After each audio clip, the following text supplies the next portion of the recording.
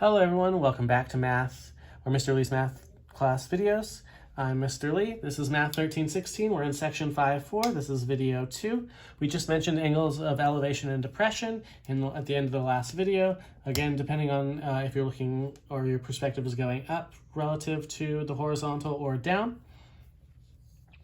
So if you see something like at point A, 123 feet from the base of the flagpole, the angle of elevation to the top of the flagpole is 26 degrees and 40 minutes. Find the height of the flagpole. So you're here, you are 123 feet from a flagpole. The angle of elevation to the flagpole is 26 degrees and 40 minutes, and they want you to find the height. This is where your knowledge of trig functions will be really valuable. You have an angle, you want to know the opposite, and you have adjacent. So you have to figure out which trig function is going to help you. In this case, we know the tangent of the 26 degrees and 40 minutes. Tangent of an angle is equal to opposite over adjacent. Now, this, of course, requires you to assume that the flagpole is in at a right angle relative to the ground. I think it's safe to assume that that would be the case. Equals h over 123. At least mathematically, it makes sense to assume. In reality, maybe not. So that means if we solve for h, let's take the 123 and multiply it to the other side. H is 123 times the tangent of 26 degrees and 40 minutes. If you convert that into a decimal, it's approximately 26.67 degrees. And then you would just toss it into the calculator to get h. So it's nice when you only have to find one and you have enough components to do so. So we toss it in.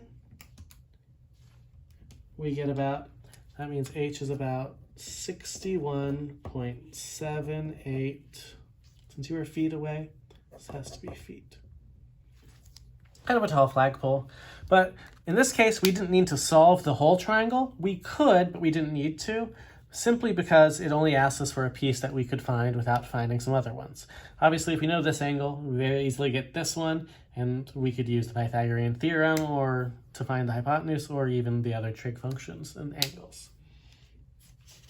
But they get more complicated than that, as tradition.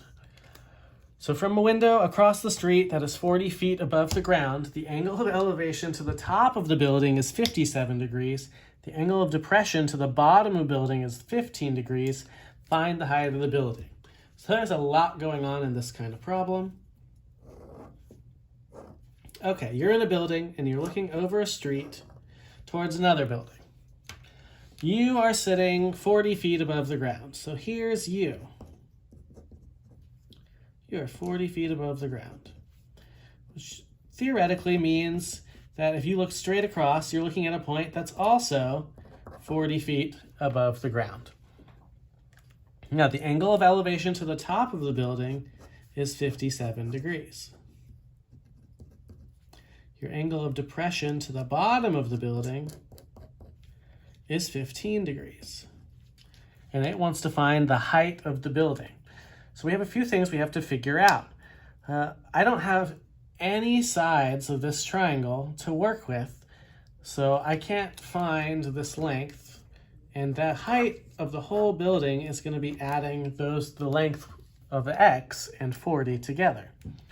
I need a side of that triangle though, so what I need to do is use my lower triangle and the fact that I know this to get a side of the triangle that is shared with the upper one, and there's one side that's shared here. It's this one sitting in the middle. So my goal is to use these two to find the missing side, and then use the missing side and the 57 degrees to find x, and then add x plus 40 to get the height. So there's a lot going on.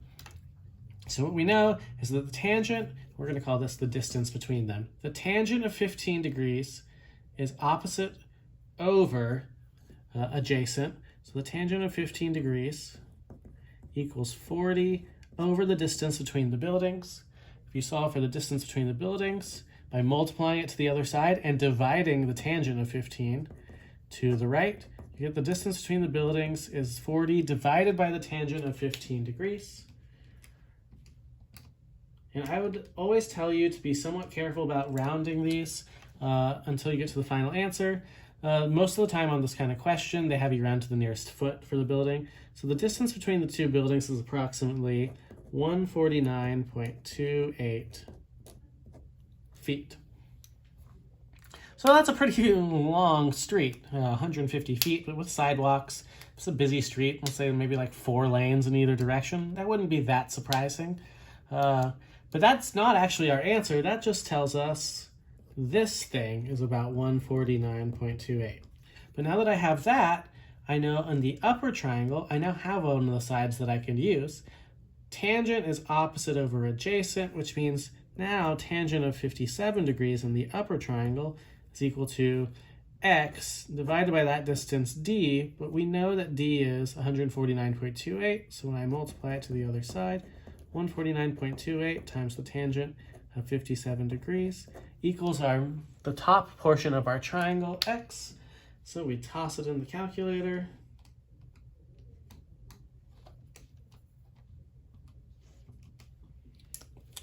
And we get that x is approximately 229.87. That's not our answer either, because that's just the length of the size of the building above your viewpoint. So you have to take that plus the 40 to get h.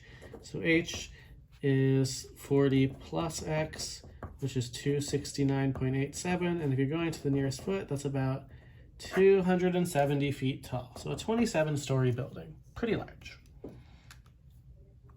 I'm going to set up number 5 and then start talking about our next problems and let you solve it. So the length of the base of an isosceles triangle is 42.36 inches.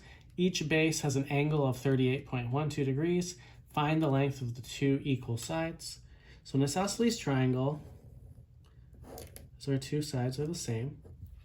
Now it says this length is 42.36. But this is not a right triangle. You can tell by the angles, if you add those two up and you subtract them from 180, it's not a 90. So your strategy with isosceles triangles is to drop a height. Because it's isosceles, this height will go exactly to the middle of the bottom of the triangle, which means one of these lengths is just half of the 42.36, which is 21.18. From here, you have a height and an angle. We know these angles are 38.12. You don't really necessarily need the height for this because you have a side and you're trying to find this other side, x, because that's the length of the two isosceles sides. So consider which trig functions you've got. You're looking for a relationship between the adjacent side to the 38.12 and the hypotenuse. So try to figure out which trig function does that. Now, we know that in our unit circle, we start on the right side and we count up by 90 degrees, going around counterclockwise. For directional sense, there's a different way of calculating direction, and it's called bearing.